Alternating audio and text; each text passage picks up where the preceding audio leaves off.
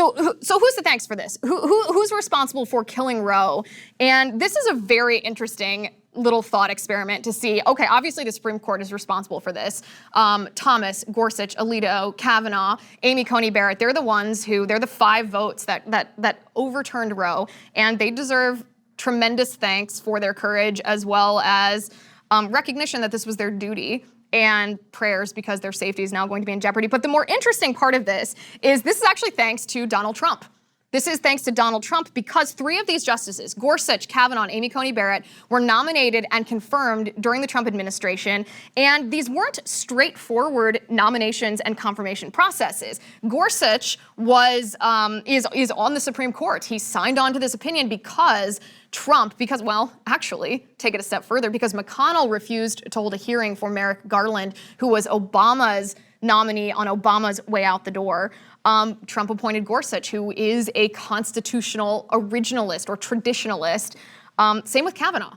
Kavanaugh, if Donald Trump had not only appointed him, but had not fought with him against the false accusations of sexual assault and rape gangs and all that nonsense that CNN was spouting, this would not have happened if Donald Trump had not said, you know what, we're not going to wait for the next administration, wait for the election to see which president's going to be in office in January, and I'm going to, if he had said, I'm not going to exercise my duty and my responsibility as the chief executive to appoint a successor to Ruth Bader Ginsburg, who turned out to be Amy Coney Barrett, this would not have happened. And I find this to be phenomenal for a couple of reasons, because one of the arguments that Never Trumpers gave us during 2016 is they said, oh, Trump's not really conservative. He's not going to govern in a conservative way. And he did govern in a conservative way. But one of the defenses, or one of the arguments that a lot of us saw in Trump, even though we didn't know how he was going to govern in a lot of ways, we saw that he had given us a list of justices. We saw that he was really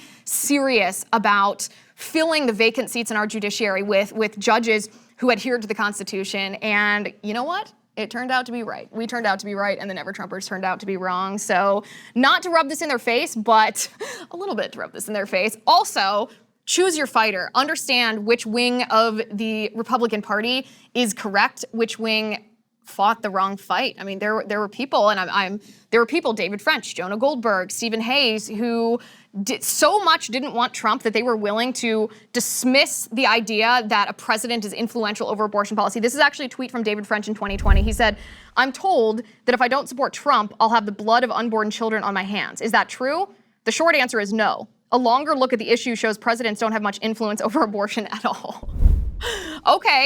Okay, well, this President Trump, appointed 3 Supreme Court justices, all 3 of whom voted to overturn Roe v. Wade. I think that's pretty influential over abortion policy. I think that President Trump is to thank for the fact that we are now living in a post-Roe America. McConnell, too. McConnell gets a lot of heat, and even from me, rightly so, because he's not that conservative. His wife is pretty much compromised by the Chinese communists, and he supported gun control. I mean, he's not really ideologically conservative, but I'll tell you what he is.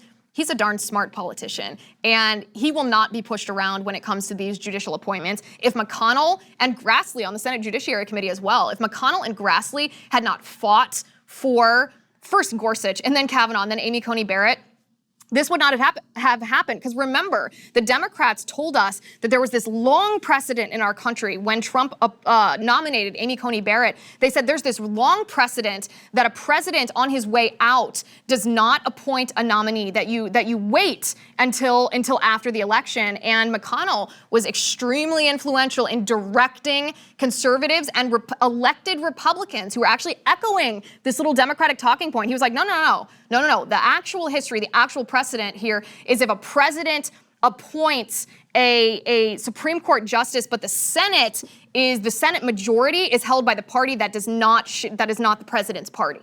And that was obviously a huge distinction, because when Obama was president and he appointed Merrick Garland on his way out, Republicans held the majority in the Senate. But when Trump was on his way out and he appointed Amy Coney Barrett, Republicans, his same party, held the majority. This is a critical distinction that without McConnell, this would not have happened.